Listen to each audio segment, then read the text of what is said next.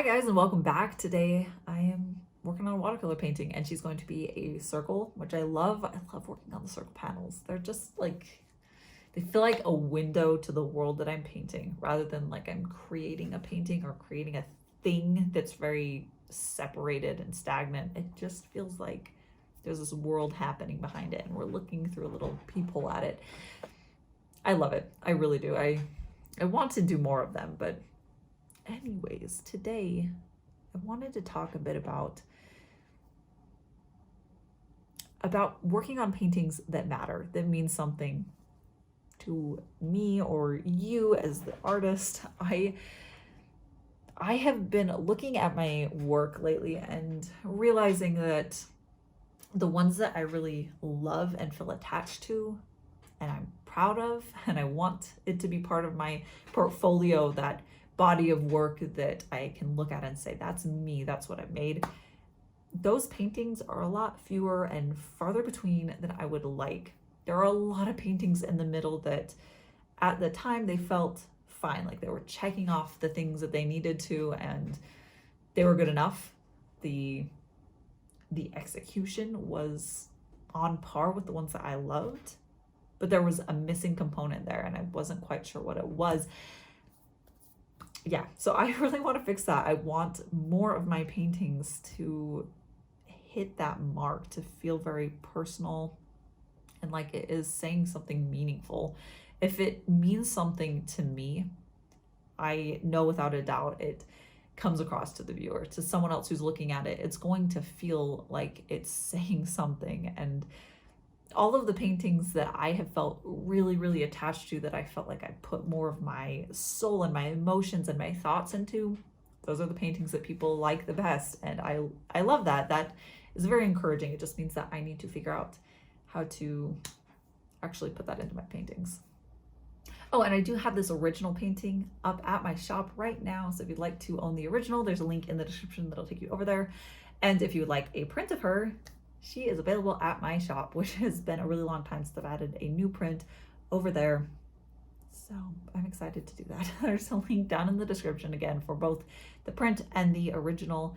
And yeah, let's get back to the painting, the talking about things. So this is just going to be a lot of me chatting about my own personal experiences, but hopefully it can make you think a little bit more about your own paintings, or at the very least, you can put me on while you're working on your own artwork and listen to me talk about artwork while you're making art. That's what I like to do. But yeah, I don't know. This is a very like difficult to grasp challenge that I have.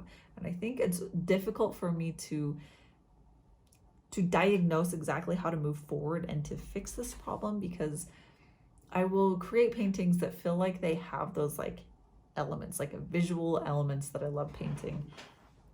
And I just don't feel like it had much purpose or meaning behind it. And then there's others that feel like they have similar visual aspects, and because of what I was thinking about as I was sketching it, or what I was feeling at the time, or that very small symbol that I put into it, it completely changes my experience painting it and then my experience looking back at it, and it just feels so much more powerful of a painting. So it's hard to look at two paintings and say this one is good and this one is not good, or this one is inspired and right and this one is missing the mark, when it feels like it's kind of this jumble of emotions and feelings. And I don't know, but I'm excited to attempt to try to find a way to create paintings that feel like they're telling a bit more of like a personal story of my own.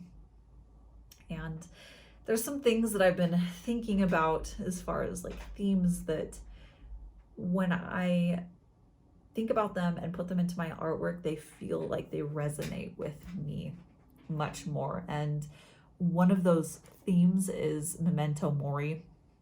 Talked about this in the past. I have a whole art book that's titled Memento Mori.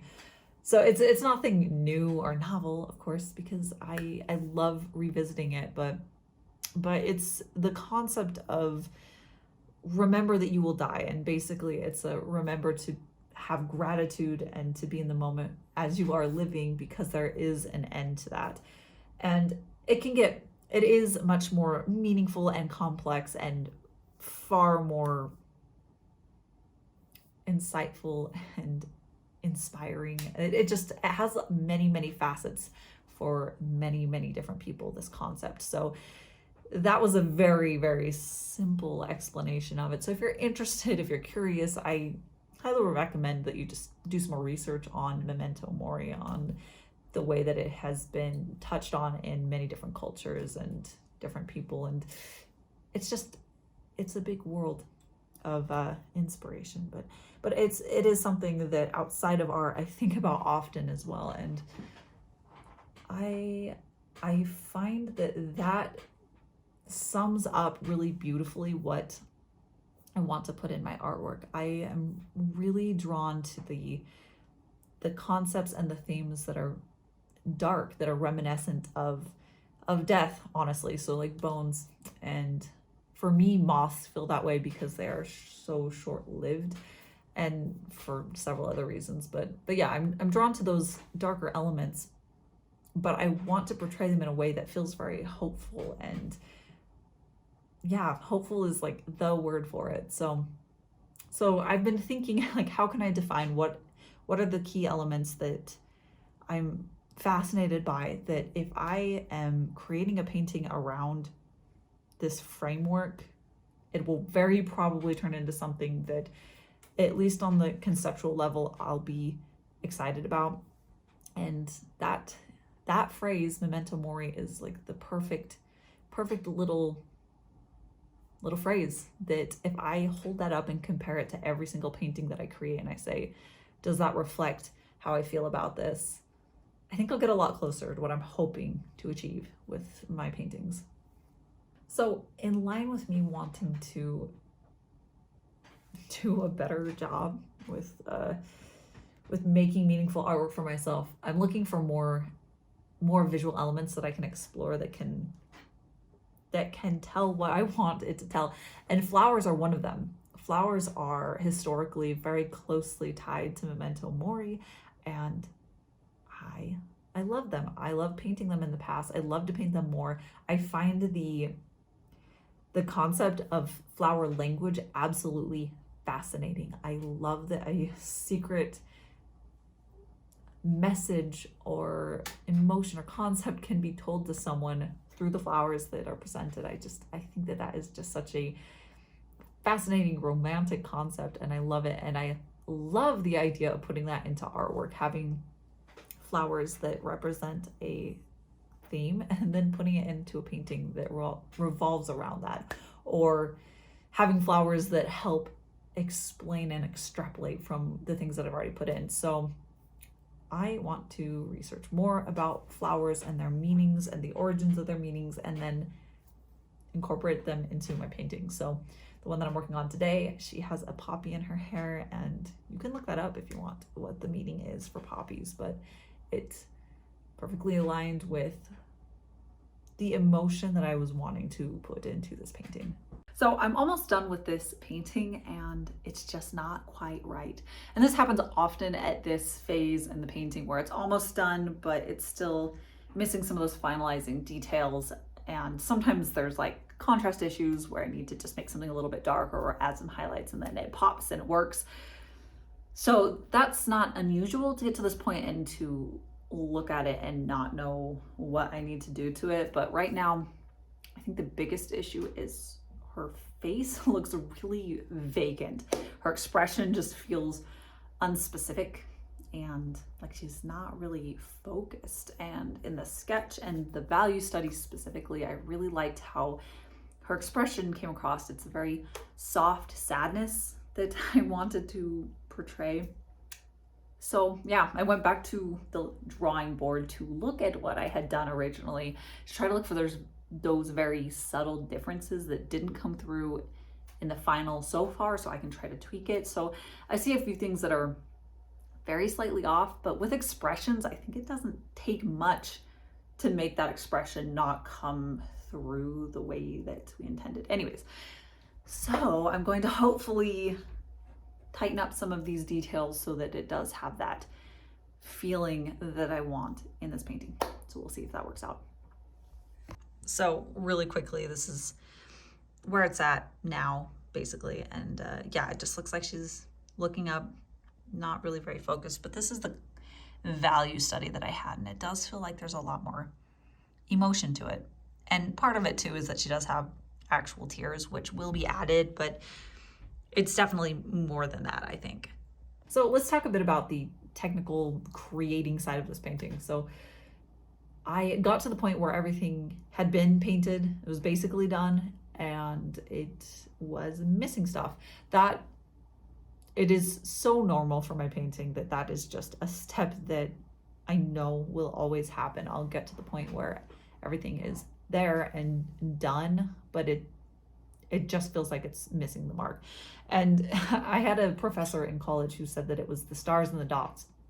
So the final touches, those little sharp highlights or the darkest shadows that you can add in, or actual stars or dots. I do that all the time. I love putting in like little dots in the background or actual stars. So there are little details you can add to a painting that just makes it sing. It makes those areas that need more contrast come to life, or you can look for areas that need more focus on the eye and you can add something, a detail that will make you look at it longer.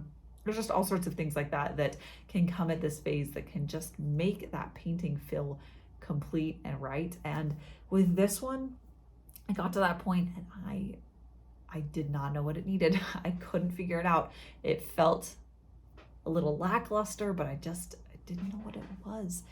And that is something that doesn't usually happen. Usually I'll have an idea of the little touches that I want to do at the end throughout the painting. Throughout the painting, I'll be thinking, this is where I'll put something, or this is where this little gold detail will go and it will catch the light and it'll look special.